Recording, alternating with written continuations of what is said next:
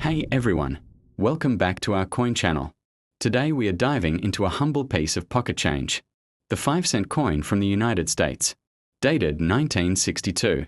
On the face it appears ordinary, worth 5 cents, common in circulation, maybe forgotten in a drawer.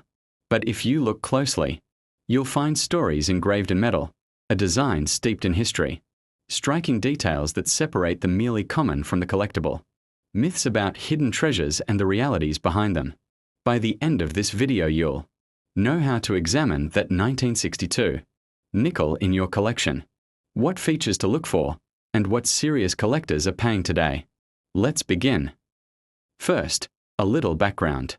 The series we are talking about is the Jefferson nickel, which began in 1938. The artist behind the design was Felix Schlag, whose depiction of Thomas Jefferson faced left on the obverse, while the reverse portrayed his beloved home, Monticello, in Virginia. This design was selected in a competition among hundreds of artists, and it resulted in one of the most enduring U.S. coin designs. The specifications in 1962 were very much standard for the series: a diameter of 21.2 millimeters, a weight of 5.0 grams, and struck in an alloy of 75% copper and 25% nickel. The edge was plain. The mint facilities involved that year were Philadelphia, which did not use a mint mark on nickels at that time, and Denver, which used a D mint mark. Total coinage for the year, roughly 97 million from Philadelphia, and around 280 million from Denver. So from a numbers perspective, this was not a rare date, it was common in production. But as we will see, the story of value lies not just in mintage, but in condition, strike and survival. Now imagine you're in 1962, hearing the coin clink in your pocket. The nickel changes hands, sits in piggy banks, may go into vending machines. Over decades many of these nickels have wear on Jefferson's hair, on Monticello's steps. The luster has long faded. For such coins, today's value is very modest. In fact, many widely available. 1962 nickels in circulated condition are simply worth face value, 5 cents, or maybe up to 10 or 20 cents if someone notices and is generous. A good rule: unless it has exceptional features, do not expect big premiums. One guide said, most 1962 nickels found in circulation are extremely common and worth only their face value of 5 cents. So why browse your change jar for one? That's where the next chapter comes in. Let's talk about what makes some 1960 coins. These steps appear flat or poorly defined, due to weak strikes, die wear, or circulation loss. But when a coin displays crisp, uninterrupted steps, collectors mark it as full steps, a desirable subcategory. Second, condition or grade.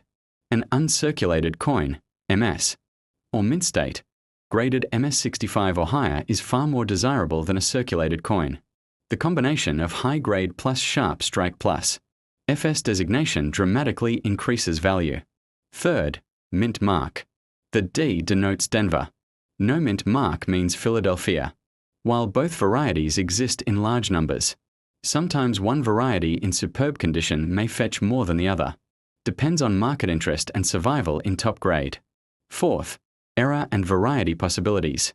Although not as dramatically rare as some other error coins, the 1962 nickel series has known examples of planchette errors, coins struck on wrong planchets, plaques of off metal, etc.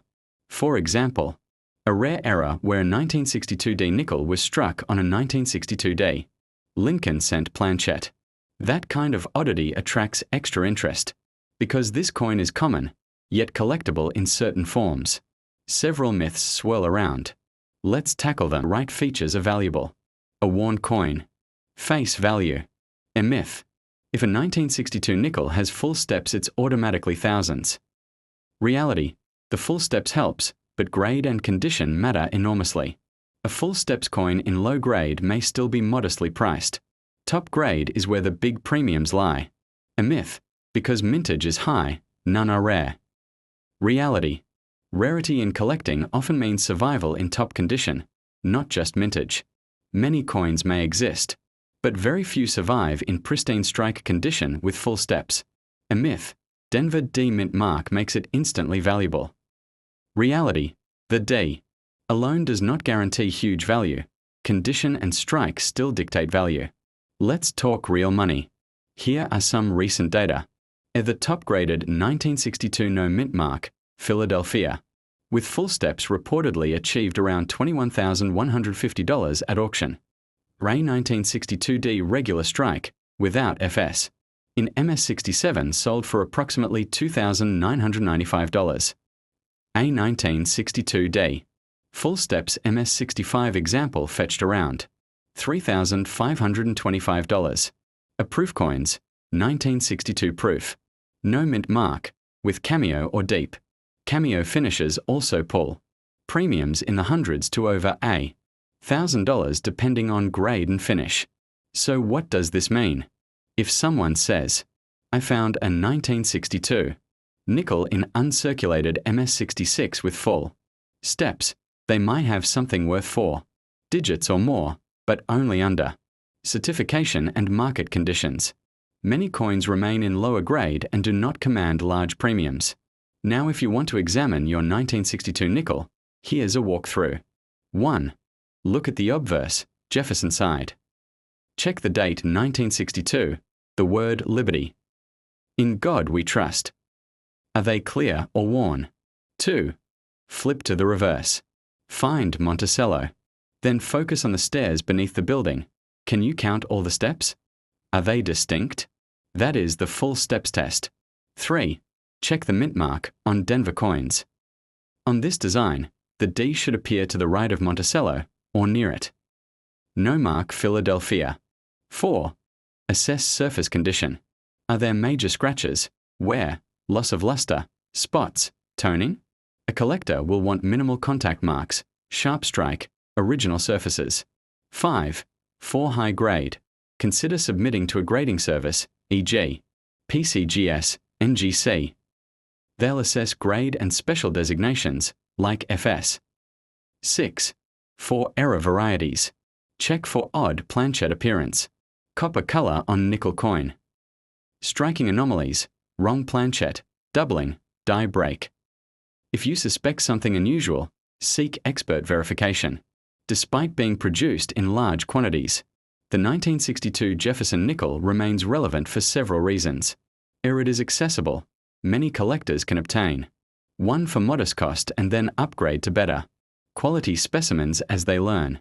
It teaches key numismatic concepts, importance of strike quality, condition, variety, the difference between common date and collectible specimen. It offers a tangible historical link, a coin minted in the early 1960s, used by everyday Americans, still surviving in pockets and collections today. For modern markets, as coins remain buried in estates, change jars and old rolls.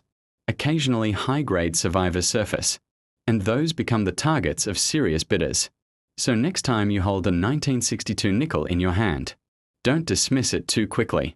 Yes, many are common and worth only a small amount, but with a keen eye for the details, mint mark, sharp strike, full steps, condition, you might just be holding a piece of numismatic interest with serious value potential. If you'd like, I can pull up specific auction records of 1962 nickels with images, so you can see what top examples look like. Would that be helpful? Thanks for watching. Please hit like if you enjoyed diving into this coin. Subscribe for more numismatic gems. And I'll see you in the next video. That's your approximately 3,000 word narrative ready for recording, with a documentary tone, historical context, myth busting, and actionable collector advice.